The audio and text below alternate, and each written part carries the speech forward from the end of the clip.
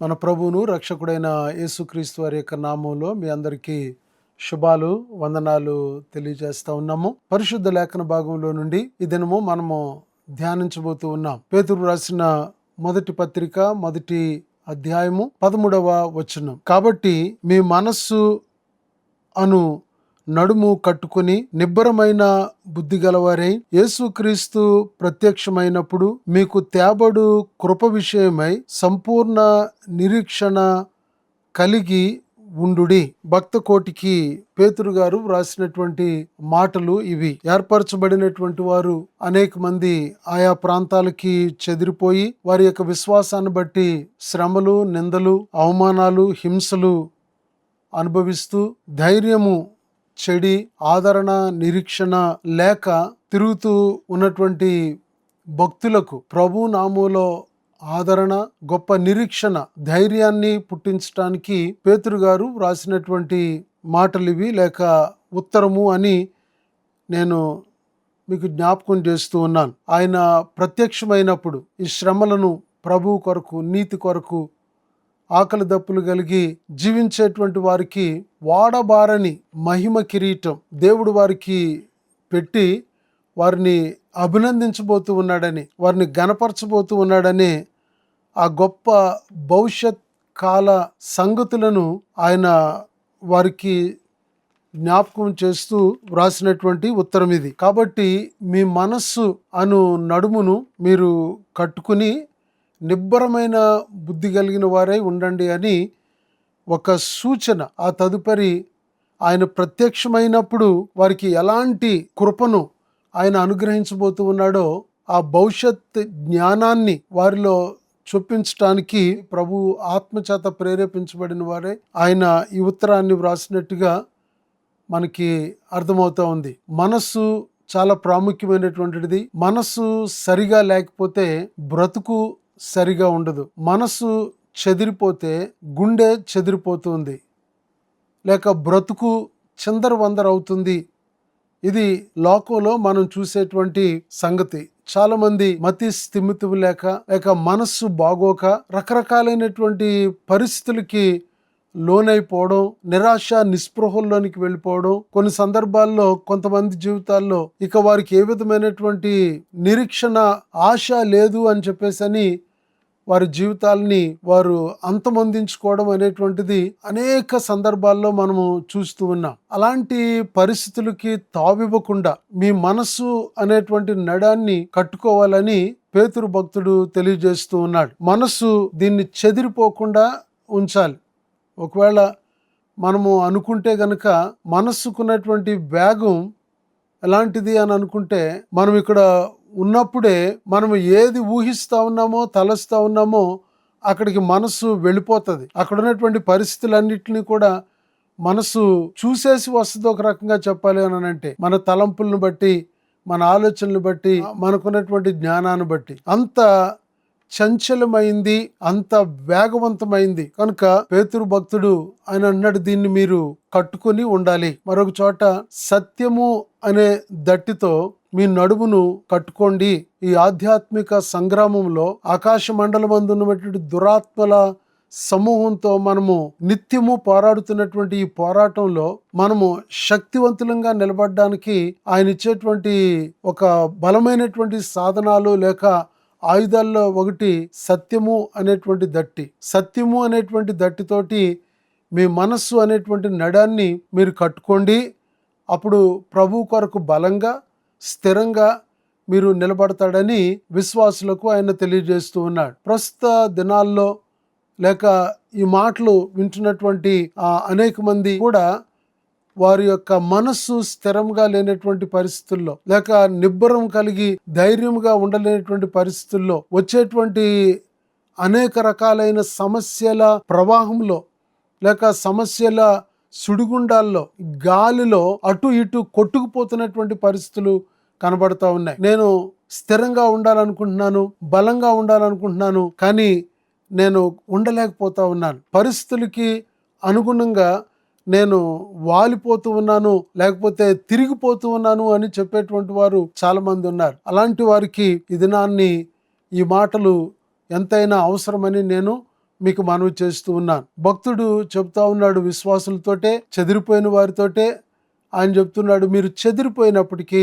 లేక మీరు దూరం అయిపోయినప్పటికీ మీరు ధైర్యంగా ఉండండి. మీ మనసును అటు ఇటు కొట్టుకొని పోకుండా ఉండునట్లుగా మీరు దాన్ని గట్టిగా కట్టుకోండి అని చెప్తా ఉన్నాడు. ప్రియులారా, మన యొక్క మనస్సును గురించి మనము ఆలోచన చేస్తే ఎక్కడెక్కడ మనం చెదిరిపోతాం, లేక ఎక్కడెక్కడ మనము స్థిరంగా ఉండాలి అనేటువంటి విషయాల్లో లేఖనాలు చాలా చక్కగా మనకి తెలియజేస్తా ఉన్నాయి. యెషయా గ్రంథం 14వ అధ్యాయము 12 నుంచి 15 వచనాల వరకు ఉన్నటువంటి భాగంలో లూసిఫర్ కొరకు వ్రాయబడినటువంటి మాట. లూసిఫరు ఆయన తన యొక్క మనస్సులో గర్వించాడండి. అంటే తన మనసులో ఒక ఉన్నతమైనటువంటి స్థానాన్ని గురించి, ఒక ఉన్నతమైనటువంటి స్థలాన్ని గురించి ఆయన ఆలోచించాడంట. ఆ మాటలు లేఖన భాగాల్లో మనం చూస్తా ఉన్నాం. 14వ వచనంలో, మేఘమండలం మీదకి నేను ఎక్కిపోతాను, మహోన్నతునితో నన్ను నేను సమానంగా చేసుకుంటాను అని నీవు నీ మనసులో అనుకుంటివి కదా అనే మాట వ్రాయబడింది. అంటే దేవుణ్ణి నిత్యము కీర్తించవలసిన, గణపరచవలసిన, ఆరాధించవలసిన ఒక దూత ఆ మనస్సు ఒక దినాన్ని ఆయన కంటే ఎవరినైతే ఆరాధించాలో, ఎవరినైతే సేవించాలో, ఎవరినైతే నిత్యము పరిశుద్ధుడు పరిశుద్ధుడు పరిశుద్ధుడు అని గణపరచాలో ఆ పరిశుద్ధుని కంటే ఆయన ఎక్కువగా ఊహించుకుంటా ఉన్నటువంటి పరిస్థితి ఈ లేఖనాల్లో మనకి కనబడుతూ ఉంది. తన మనసులో అనుకున్నాడంట, మహోన్నతునితో నేను సమానంగా ఉంటాను, మహోన్నతుని కంటే పైన సభాపర్వతం మీద నా యొక్క సింహాసనాన్ని వేసుకుంటాను అని. సో మనస్సు ఎంత అస్థిరమైందో, దేని కొరకు తను ఏర్పరచబడ్డాడో దానికి మించి తన మనసు పరుగులెడుతూ ఉన్నట్లుగా లేఖనాల్లో చూస్తూ ఉన్నాం. చాలాసార్లు మనం కూడా ప్రభువుకు లోబడి, ప్రభువుకు విధేయత కలిగి, మనకు అప్పగించినటువంటి పనిని మనము నమ్మకంగా జరిగించవలసినటువంటి పరిస్థితుల్లో దేవుడు మనకిచ్చిన తలాంతులను బట్టో, దేవుడు మనకిచ్చినటువంటి జ్ఞానాన్ని బట్టో, దేవుడు మనకిచ్చినటువంటి వరాలను బట్టో చాలాసార్లు మనము అతిశయించేటువంటి పరిస్థితులు కనబడతా ఉంటాయి. అది కుటుంబంలో కానీ, ఉద్యోగంలో కానీ, మన సేవా జీవితంలో కానీ, మన యొక్క కాలేజ్ స్టడీస్లో కానీ, ఎక్కడైతే అక్కడ మనం ఎక్కడుంటే అక్కడ జాగ్రత్త. వాక్యం చెప్తుంది, నీవు పాతాళమునకు, నరకములో ఒక మూలకు తొక్కబడ్డావు అని అపవాదిని గురించి లేక లూసిఫర్ను గురించి ఈ మాటలు వ్రాయబడుతూ ఉన్నాయి. ఒకవేళ మన మనసులో మనం దేనిని బట్టి అయినా అతిశయిస్తే, మన మనసు అతిశయించేటువంటి మనసు అయితే, మన మనసు మనకున్నటువంటి స్థితి స్థాయి కంటే అధికంగా ఒకవేళ మన మనసు ఆలోచన చేస్తూ ఉంటే జాగ్రత్త, దాన్ని మనం కట్టుకోవాల్సినటువంటి అవసరత ఉంది. ప్రభువుతో మనం దాన్ని బిగించుకోవాల్సినటువంటి అవసరత ఉంది అని లేఖనాలను బట్టి నేను మీకు మనవి చేస్తూ ఉన్నాను. రెండవది, మన యొక్క మనస్సు దేవుణ్ణి అనుసరించేటువంటి మనస్సు అయి ఉండాలి. అప్పుడు మనకి నిత్యము క్షేమాభివృద్ధి కలుగుతుంది అని ద్వితీయోపదేశ కాండము 5వ అధ్యాయము 29వ వచనంలో లేఖనాలు బోధిస్తూ ఉన్నాయి. వారికిని వారి సంతానమునకును నిత్యము క్షేమం కలిగినట్లు వారు నాయందు భయభక్తులు కలిగి నా ఆజ్ఞలన్నిటినీ అనుసరించు మనస్సు వారికి ఉండిన మేలు. ప్రభు ఈ మనసు కోరుకుంటున్నాడండి. దేవుని యొక్క ఆజ్ఞలను, దేవుని మాటను, దేవుని యొక్క ఆజ్ఞలను అనుసరించే మనసు మనకి ఉండాలి. దేవుణ్ణి విసర్జించేటువంటి మనసు కాదు, దేవునికి దూరంగా జీవించేటువంటి మనసు కాదు. సో మన మనసు మన ఆధీనంలో, అనగా దేవునిని సేవించేటువంటి, దేవునిని అనుసరించి నడుచుకునేటువంటి ఆ మార్గములో దానికి కట్టుబడి మన మనసు ఉండాలి. ఇశ్రాయేలీలు వారి జీవితాల్లో అనేకమైనటువంటి నేరాలు చేసి దేవుని మీద తిరుగుబాటు చేశారు. అందులో ప్రాముఖ్యంగా 2 నేరాలు ఏంటి అనంటే, వారు దేవుణ్ణి విడిచిపెట్టారంట. రెండవది ఏంటనంటే, వారి కొరకు నీళ్లు నిలవని తొట్లను వారు ఏర్పాటు చేసుకున్నారంట. ఇది దేవుడు వారి మీద మోపిన నేరారోపణ. చాలాసార్లు మన జీవితాల్లో దేవుణ్ణి మనము అనుసరించడానికి దేవుడు మనల్ని ఆయన ఆశీర్వదిస్తే, ఆయన దీవిస్తే, మనము కొన్నిసార్లు దేవుణ్ణి విడిచిపెట్టి బయటికి వెళ్ళిపోయేటువంటి ప్రమాదంలో పడిపోతూ ఉన్నాం. వాక్యం చెప్తుంది, ఒకవేళ నీకు దేవుణ్ణి అనుసరించే నడుచుకునే మనసు నీకుంటే గనక నీవు నిత్యము క్షేమాభివృద్ధిని పొందుతావు. ఒకవేళ దేవుని కంటే అధికంగా హెచ్చించబడేటువంటి మనసు ఉంటే పాతాళానికి త్రోయబడతావు.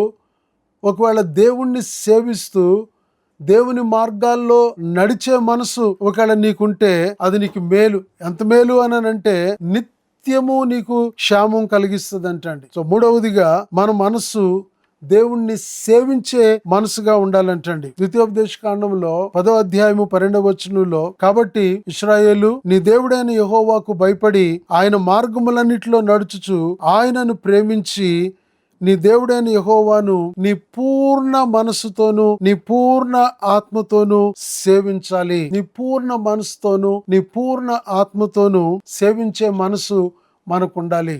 మనము ఎవరిని సేవిస్తా ఉన్నాము, ఎవరి వెంట మనం పడుతూ ఉన్నాము, సో ఎవరిని ఆరాధిస్తూ ఉన్నాం, ఎవరిని మనము వెతుకుతూ ఉన్నాం, జాగ్రత్తగా ఆలోచించాలని నేను మనవి చేస్తూ ఉన్నాను. చాలాసార్లు మన మనసు డబ్బును వెతుకుతుంది, చాలాసార్లు మన మనసు ఘనతను వెతుకుతుంది.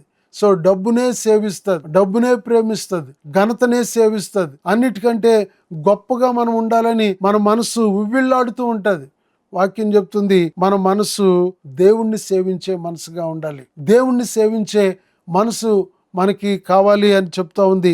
సో ఒకవేళ మన మనసు అటు ఇటు వెళ్ళిపోతూ ఉంటే ఈ సత్యము అనేటువంటి దట్టితో, అనగా దేవుని అందలి భయముతో మన మనసుని మనం కట్టుకుని దేవుణ్ణి సేవించేటువంటి పరిధిలో ఉండాలని దేవుని యొక్క వాక్యాన్ని బట్టి నేను మీకు మనవి చేస్తూ ఉన్నాను. మన యొక్క మనసు దేవుని యొక్క మాటలు మనలో భద్రం చేసుకునేటువంటి మనసుగా మన మనసు ఉండాలి. ద్వితీయోపదేశ కాండము 11వ అధ్యాయము 18వ వచనంలో, కాబట్టి మీరు ఈ నా మాటలను మీ హృదయంలోను మీ మనసులోను ఉంచుకొని వాటిని మీ చేతుల మీద సూచనలుగా కట్టుకొనవలెను, అవి మీ కన్నుల నడుమ బాసికము వలె ఉండవలెను. మన యొక్క హృదయంలో ఏముండాలి అని అంటే దేవుని యొక్క మాటలు, దేవుని యొక్క వాక్యం, దేవుని యొక్క ఉపదేశం మన మనసులో భద్రం చేసుకోవాలంటండి. మన హృదయం అనేటువంటి పలక మీద వాటిని వ్రాసుకోవాలంట. మన మనసులో ఏమేమో భద్రం చేసుకుంటాం. చాలా సంవత్సరాల క్రితమే ఒకవేళ మనకెవరైనా అన్యాయం చేస్తే, మనకెవరైనా మోసం చేస్తే, మనల్ని ఎవరైనా నిందిస్తే, మనల్ని ఎవరైనా దూషణ మాటలు మాట్లాడితే, మనల్ని ఎవరైనా అవమానపరిస్తే దాన్ని భద్రం చేసుకుంటాం మన మనసులో. చాలాసార్లు చాలా సంవత్సరాలైనా మన మనసులో నుంచి దాన్ని తీసివేసుకోము.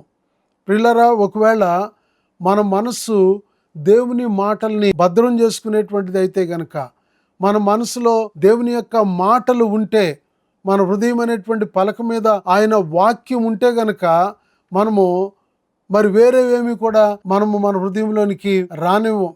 మన హృదయము దేవుని మాటల చేత నింపబడాలి. అప్పుడు మన హృదయంలో మనము దేవుని వాక్యాన్ని భద్రం చేసుకుంటే ఈ లోక మాలిన్యం మనకు అంటకుండా మనం బ్రతకగలం, అనగా పాపం లేకుండా మనము జీవించగలం అనేటువంటి సంగతిని నేను జ్ఞాపకం చేస్తున్నాను. ఆఖరిగా మరొక మాట, దేవుని చిత్తానుసారమైనటువంటి మనసు మనము కలిగి ఉండినట్లుగా మనం జాగ్రత్తగా చూసుకోవాలని వాక్యం సెలవిస్తా ఉంది. సమూయేలు మొదటి గ్రంథము 13వ అధ్యాయము 14వ వచనంలో, యెహోవా తన చిత్తానుసారమైన మనస్సు కలిగిన ఒకరిని కనుగొని ఉన్నాడు, నీకు ఆజ్ఞాపించిన దానిని నీవు గైకొనకపోతివి గనుక యెహోవా తన జనుల మీద అతన్ని అధిపతిగా నియమించును అని వ్రాయబడి ఉంది. ప్రియులారా, సౌలు విషయంలో ఈ మాటలు మనకి తేట తెల్లజేయబడతా ఉన్నాయి. సమూయేలు ఈ మాటల్ని జ్ఞాపకం చేస్తూ ఉన్నాడు సౌలుకి దేవుని మాటగా.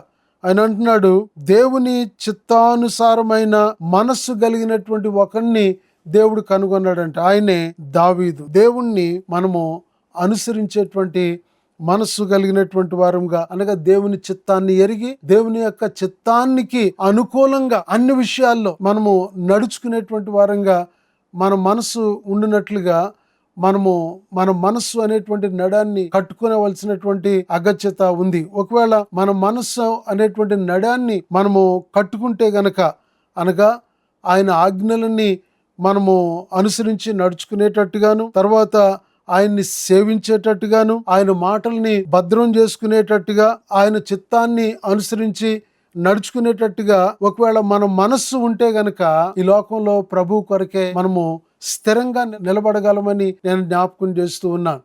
చాలా సార్లు చాలా మందికి ఇదే సమస్య. సో నేను ఉండలేకపోతా ఉన్నాను, లేకపోతే నేను నిలబడలేకపోతా ఉన్నాను, లేక నా విశ్వాసాన్ని నేను నిలబెట్టుకోలేకపోతా ఉన్నాను.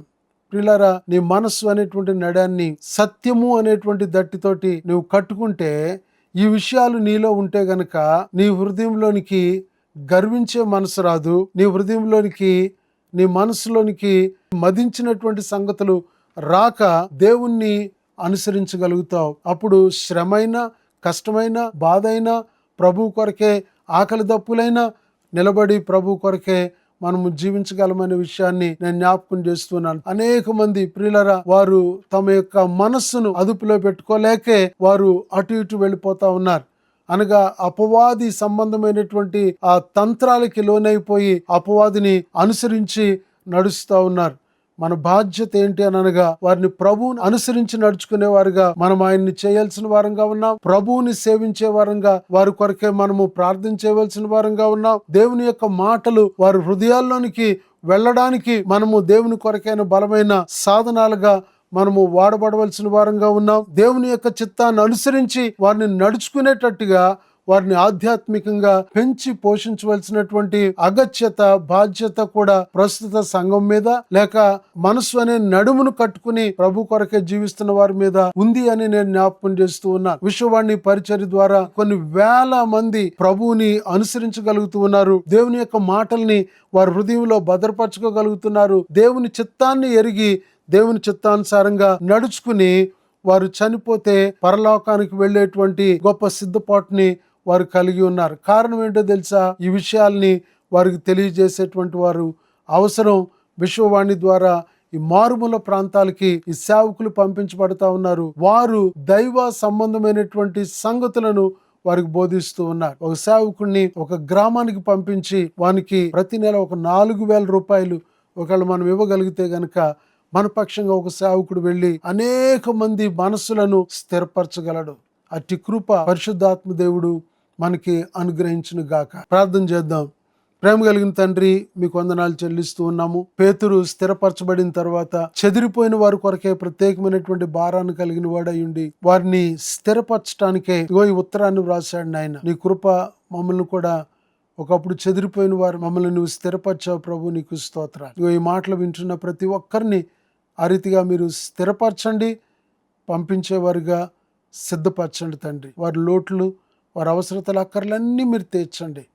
ఒకళ్ళు ఏ విషయంలోనైనా బలహీనులుగా ఉంటే వారిని బలపరిచి నడిపించండి. మహిమ పొందండి. నీకే మహిమ చెల్లిస్తూ క్షేమమును దయచేయమని యేసు నామములో ప్రార్థన అడిగి వేడుకుంటున్నాను మా పరమ తండ్రి, ఆమేన్. తండ్రి అయిన దేవుని ప్రేమ, ఆయన కుమారుడును మన ప్రభు అయిన యేసుక్రీస్తు వారి యొక్క కృప, పరిశుద్ధాత్మ దేవుని యొక్క అన్యోన్య సహవాసము ఇప్పుడు ఎల్లప్పుడూ సర్వదా సదాకాలము మిమ్మల్ని బలపరిచి నడిపించును గాక. ఆమేన్.